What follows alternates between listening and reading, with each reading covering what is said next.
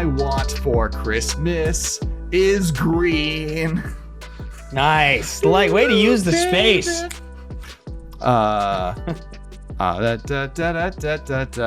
There's like a really good video of my sister singing that song in Rome, not sober, and it's like a family legend of a moment. Welcome to the MCast. I am your host, Alex Kessler, here with Ben Bateman. This is the YouTube video version. If you're the podcast listener, I'm sorry you've listened to us introduced so many times. We're trying this out. But today we are counting down top 5 favorite green cards and what we like about green. This is all about green and why we like the color, what we like that it does, and what some of our favorite cards in the color do. We've just counted down the other 4 colors. You can check out videos on YouTube if you are watching this in the YouTube version. If you want to see what we thought on those, we'd love to see what your favorite color is. Please comment below, like, and subscribe. And then also, for podcast listeners, thanks for sticking through this whole thing. To get started, because we were running a little late and I want to get through this, my number 5 top green card is, and there's going to be a theme today, Lotus Cobra. Sick. Sick. It just makes playing lands better. I don't like having them in play. You feel extremely powerful. It's combos with the other cards that I have on this list that are all very powerful, which I really love. Like fetch lands are something that just are so obsessively a part of Modern and a part of my life as a Magic player, that being able to take advantage of them with Lotus Cobra is so cool. I'm glad it's back in Standard. Like, obviously, it was too powerful with Omnath, but I think that was based on the fact that it's no longer that Omnath's fault.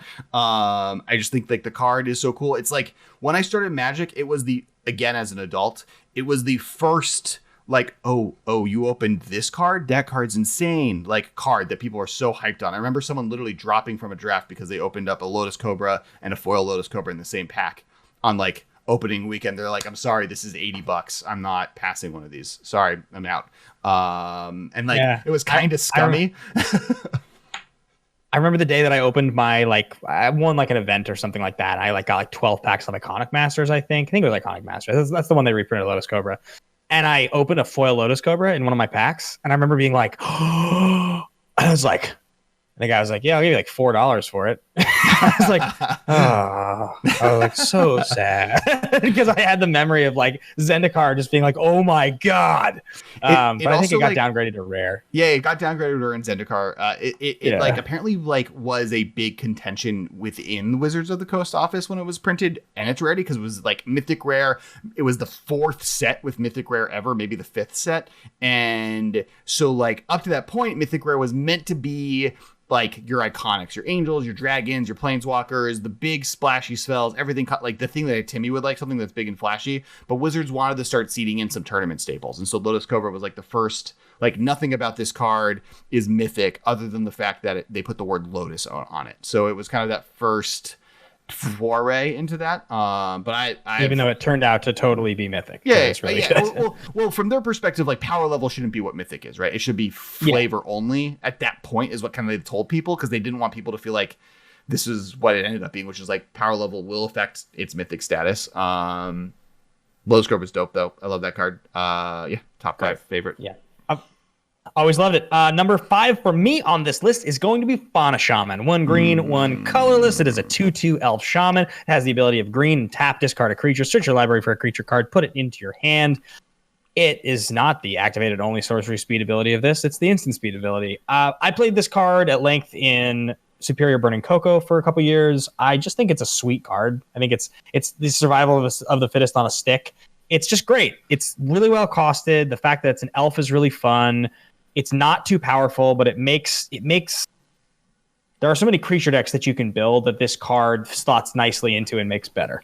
Especially the types of decks where you're trying to chain together odd creatures to have like one really specific effect, whether that's like a combo deck or if it's a deck like, Superior deck where you want to find clever ways to get like a powerful creature into play that's a little harder, Scab Ruinator, things like that. So I love this card. I know you like this card too. Fauna Shaman's an all-timer for me. I love Fauna Shaman.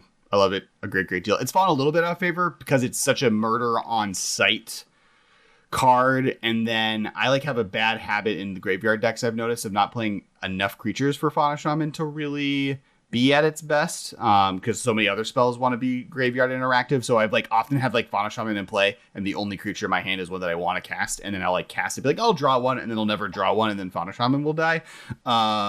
This is a card I would love to see in Standard. Actually, I would love to see the Siege Standard reprint. To, like, I think because in Modern it's always been slow, but in Standard it's a place that like it shined really well, and I don't think it's too powerful there. So I think that would be pretty cool. Agreed. I would agree. My next card is Ramunap, Excavator. This is another land-centric card. Do I see a theme here? It's also a snake, or it's a Naga, which is basically a snake person. Okay. Every card on my list is going to be a snake and get you lands. That's not true, but actually not impossible, because you could also put the 2 green, the Steve or whatever. But this is a 2/3 for 3. Lets you play lands from your graveyard. It's Crucible Worlds, but on a creature. It was like the second Crucible Worlds. To me, it kind of is also one of the beginnings of the heralding of like red-green lands matter coming back to Standard, and them realizing that people like stuff like this effect. Playing lands in my graveyard is one of my favorite things to do. You get fetch lands back. You get cool lands that you can sacrifice for value, like draw cards back. You get cycle lands back. You get just like wasteland back if you want to be a mean person, which generally I do. I'm here for this card. I'm here for it at all times. There's like a really interesting shell you can play. I have a deck built in Highlander that does this. It's Jund, and it is playing Crucible. It's playing this. It's playing Strip Mine and Wasteland, and it's playing recursive things. And the way it kind of all works together is such, Life from the Loam, obviously. It's very hard to self-mill, to get things destroyed and not find your way to get this lock or this loop going. And this card being printed was a really important piece of that, because there being a creature that you could get back from your graveyard that did this was a really, really essential piece. And I think I agree. It pushed those things. The black recursion to get this out of your graveyard is very good. And yeah, this card's really good. Yeah. Wait. I have one more thing. The thing that in Commander that I take advantage of it the most with, which is similar to that kind of engine, I think I even have this engine in my Highlander Rug lands deck, whatever, is Thawing Glaciers. Not Thawing Glaciers. No, Glacial Chasm. Glacial Chasm in this, which is like basically a hard lock. If you have this, something that lets you play an extra land every turn, and Glacial Chasm, you like have prevented all damage that would ever be dealt to you, which is really powerful. And I'm a big fan of that. Now go ahead. My number 4 is Thrun the Last Troll. Really? Green, Spicy. 2 legendary creature. Troll Shaman. It's a 4/4. Can't be countered. Can't be targeted spells or abilities your opponents control. It regenerates for a green and 1. The thing I like so much about Thrun is beefy enough that if you do have like a Fauna Shaman, or you have the kind of thing that can get into your hand, playing against those blue decks that think that they're going to sit there and they're going to counter every spell you play and they're going to interact with everything you do, and you sit there and you sandbag, and then finally you play Thrun with 2 open, and it's just the ultimate you're screwed moment. If you don't have a way to interact with this that I'm not aware of, I'm going to beat you with this card. Like, you have to have enough velocity as a counterspell deck to get around the fact that I now have a 4/4 that you can't kill, and you can't target, and you can't interact with. You have to have something big enough to block it. It's just a really good feeling, because playing against blue decks that counter everything you do is so frustrating. Thrun is one of my favorite single cards in all of Magic to have against them. So that's why I love Thrun so much. Thrun is really, really cool. I don't have a lot more to say. That was a good breakdown. I do remember, like, when he was first printed, everyone was like super hyped on him. And then he like ended up not. He's seen actually probably more play in Modern than he saw in Standard by the end of it.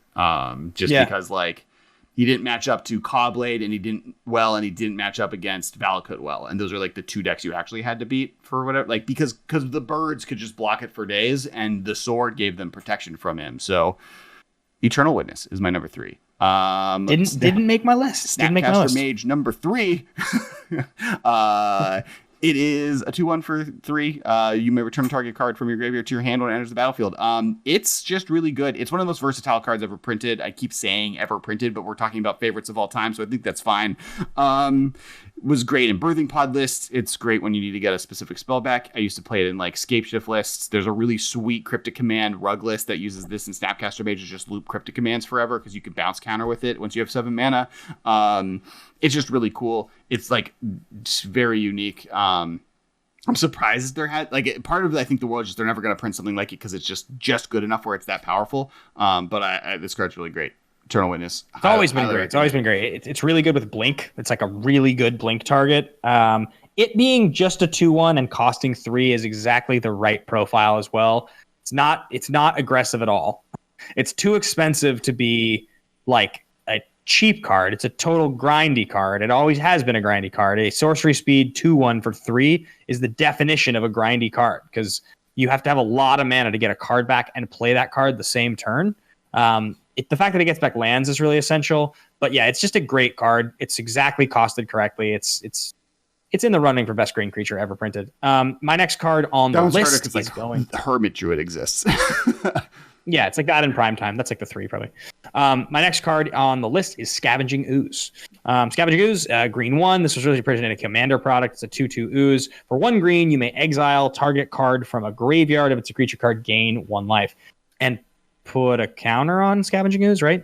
So if it's a non-creature, that doesn't happen. So I've played a million Scavenging Oozes. I love this card. It's over the years gotten better and better, it feels like. I feel like when it was first printed, it was very good. And I feel like now it's like a staple in every format that it's legal because there are so many graveyard decks. There are so many graveyard strategies. There are so many things that rely so heavily. The fact that for a green I can gain a life, exile your thing, and make my ooze bigger is just just a haymaker of a card. And it does like multiple things, right? It gains you life. It hates cards. So it, like those are 2 axes that are good, and it creates a threat. And if you don't care about your life total and you don't really care about what cards are in your opponent's graveyard, it's still going to be a really good beater.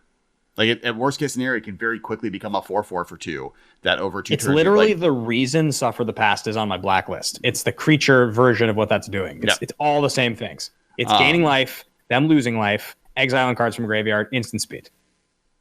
Yep. My green card, the next one, is Vengevine. For a long time, maybe my favorite card ever printed. The beginning of my love with getting stuff into my graveyard. First standard deck that I ever did well with in a tournament was Dredgevine, where it was you were playing Vengevine and the clone that when creatures enter the play becomes that, and you would just kill them with hedging crabs in those, which was really cool. It's one of the best creatures that you can have in your graveyard that you can bring back for free. There are better ones now, like Art Like Phoenix is probably a better card, but Vengevine is still beefy and relies on a different access that is still good, right? Like Hedging Crab hasn't gone banned, like Hogak, there's still every once in a while there's a moment where it's too good and then it dies. Like Hogak happened, Vengevine became modern staple. You got when Faithless One. Hollow One. When Hollow One was printed, Vengevine became a powerful thing again. So there's always going to be things that make it powerful. Honestly, I think the new zombie birthing pod that was printed is another card that makes me look at Vengevine again, because great zombies really like Vengevine, even though it's not a zombie, because Gravecrawler does so many cool things with it. So I'm super hyped by this card at all times, and whenever there's a possible ability to play a deck that it's good in, I'm going to jump at it. I mean, it's a classic. This is my Grand Architect in terms of how it comes up, right? I have to mention it. It's crazy not to mention it. My last 2 cards, one of which I'm almost positive will make your list. My last card, my second to last card is Life from the Loam. 1 green, 1 colorless, sorcery. Return up to 3 target land cards from your graveyard to your hand. It has Dredge 3, which means you can replace your draw step by milling 3 cards and putting this back into your hand from your graveyard. Didn't used to love this card as much. One of my favorite Magic cards now. It does so many cool things. It's one of the most unique abilities to draw cards that exist in Magic. If I recall, you got me a place of these last Christmas, I think. I did. That is definitely true. I think it was last Christmas that you got those for me. And I have played them in many a deck. I love this card. I think it was 2 Christmas. I think last Christmas I got you a Secret Lair. Oh, that sounds correct. Yes, that sounds correct. It was probably 2 Christmases ago. I love this card. It's such a fun card. Refilling your hand when you have things to discard, retrace spells. I mean, it's just one of the best dredge cards there is. I'll let you talk about it because I'm assuming this is your number 2 or number 1. Vengevine was my number 2. This is my number 1. This is your number 1. Okay, gotcha. Yeah. Life of Loam might be my favorite card ever printed. I love this card. 2 mana, get lands back. It's value engine that mills me on purpose and rewards me for discarding cards and lets me play land strategies. It's what I want. It's what I want to be doing in Magic, all on one card. And it's also the most useful version of this, right? Dredge cards don't do anything for the most part. It's a flying 1/2. I joke Sneakweed Imp is the best blocker in Magic. Golgari Thug is an actual net negative. Golgari Grave Troll is banned everywhere. But also just like a 5-mana threat. Loam lets you keep going. Loam lets you buy back lands to trigger your Hedging Crabs. Loam lets you grab 3 cards to start discarding Liliana to. Loam lets you grab cycling cards that you can then use to trigger more dredge effects. Loam, like the just all the different things it does. There's so many engines that are built around that, just like it's always good. Or one of the problems dredge decks have classically is you stop drawing cards, right? Like dredging is replacing your hand, and so you're not going to draw lands ever again. But Loam is the one piece that lets you do that. Loam lets you, on a turn, instead of dredging 5 with Stinkweed Imp, you dredge 3, but then on your turn, because you're not going to cast anything in dredge, you're just going to bring stuff for free. You can use that to get lands to start building your mana base up. So like, it's such an important piece. It does so many cool things. And that doesn't even get into the world of like assault, seismic assault / Alua's influence / like this, like Borborygamos shenanigans. I think one of the things I like so much about this card is it's similar in my opening hand when I see Dark Confidant, where I'm like, I can keep a 2-lander with this card in my hand because it's going to let me play the game and draw into more lands, like just by its general nature. I mean, I can't tell you the number of times I've played Loam on turn 2 with no lands in the graveyard, just to get it in the graveyard, just to get the thing going, you know? And in Modern for literally 2 years now. I mean, half of it was this year. I've had 2 Loams in my Jund decks. Like I think like it should be played alongside Ren and 6 in Jund, because it like Ren and 6 encourages you to start playing with lands that are good with Life from the Loam, and Life from the Loam is really good with Liliana the Veil. And like that's just itself powerful enough, and they've now printed cycle lands into the format, so it's like I've cut Bobs and added Loams. And they fill a similar place, which is interesting to compare them. So my last card on my list. Oh, go ahead. No, go for it. Last card on my list is Birds of Paradise. I almost didn't put this on the list. You know, I was talking through with you some of the options. I think Primeval Titan could have made the list. Eternal Witness could have made the list for me. There was some fun stuff like Noxious Revival that I thought about putting on here, but ultimately I think Birds of Paradise, and this is over Noble Hierarch, by the way, which I think actually sees more play in Modern historically. But Birds is just, it's one of the cards that represents Magic beautifully in a really great way. It feels like classic Magic. And it's one of those cards that was designed perfectly in its day, that they continue to find ways to kind of ape it and print cards that do an impression. But they printed this card in Standard up until like, when was the last time this was in Standard? Like 12 years ago? I mean, they printed this card for over 10 years into Standard. Like it was consistent. It was in I thought M11. Yeah, maybe M11. That sounds right. Okay, so less than 10 years ago. It's just over and over and over again, this card would get printed. And it's great. Like, it's one of those cards that when it's in your opening hand, you're usually very happy to see it. It enables a lot of strategies. They've never printed something that is this but better. They've printed things that are similar, but they've never printed a card that just purely outclasses Birds. And I think for that reason, when I think about the card from Alpha, in each color, maybe that feels to me like it represents what that color was supposed to be.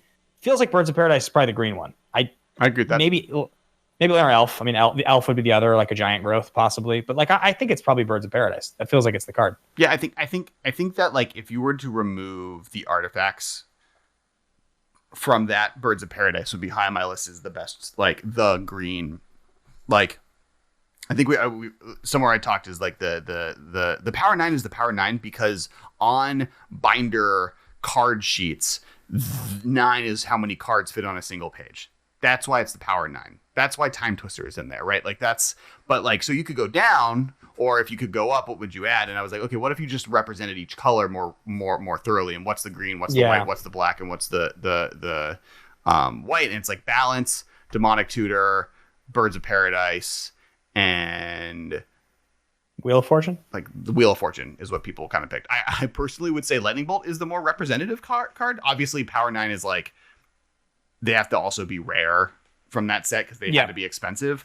But I don't know. I think Birds of Paradise is like similar to Lightning Bolt, is like one of the most perfect Magic cards ever created. Yeah, it's iconic and memorable for. So that's my final card, guys. Thank you so much for listening to this episode, counting our 5 favorite green cards in Modern history. We have been trying out a new thing every week doing this.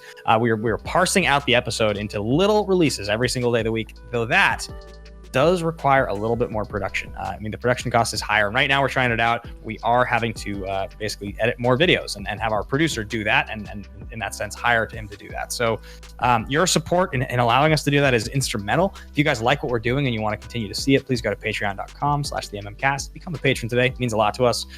But otherwise, thank you guys so much for watching the show and watching this week. And happy holidays. We hope you enjoyed this series. Merry Christmas. This was a fun return, big countdown for us. We haven't done this in a while. Yeah. We'll be back. Make sure also Mondays, 7:30 p.m. we do a live stream on Twitch and on the YouTube channel. It's going to be doing really well. A lot of people came out. We have some awesome guests, and we look forward to seeing you. I'm Alex Kessler. That's Ben Bateman, and we are the MMcast. This has been a production of Time Traveler Media, sending podcasts into the future.